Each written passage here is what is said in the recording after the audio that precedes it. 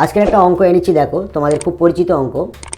কোন মানের জন্য c/5 is equal to m-32/9 সম্পর্কটি হতে সি ও এফ এর একই মান পাওয়া যাবে। সির মান যা হবে এফ এর মান তাই হবে। কোন মানের জন্য? এটা তোমাদের পরীক্ষায় আসে, তাপের চ্যাপ্টারের উপরে অঙ্ক। দেখো অঙ্কটা কিভাবে করছি।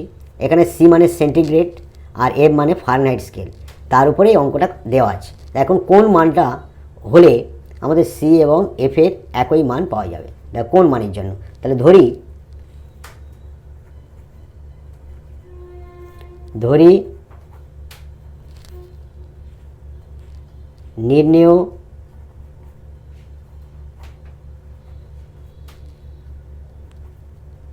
মানটি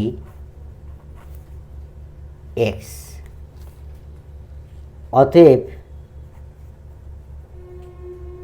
আমরা পাই কি পাচ্ছি, তাহলে সি এর জায়গা আমরা এক্স লিখব আর এফ এর জায়গা আমরা এক্স লিখব। x/5 is equal to x minus 32/9।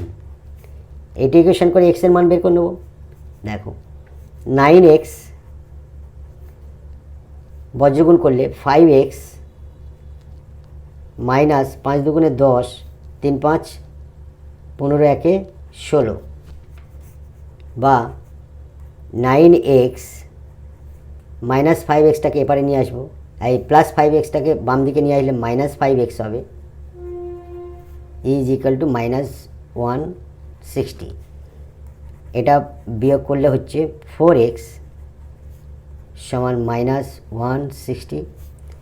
অতএব x সমান, অর্থাৎ এটাকে ডান দিকে নিয়ে গেলে -160-এর নিচে চলে এলো 4, অতএব x এর মান বের হলো -40। তাহলে কোন মানের জন্য আমাদের, অতএব উত্তরে লিখব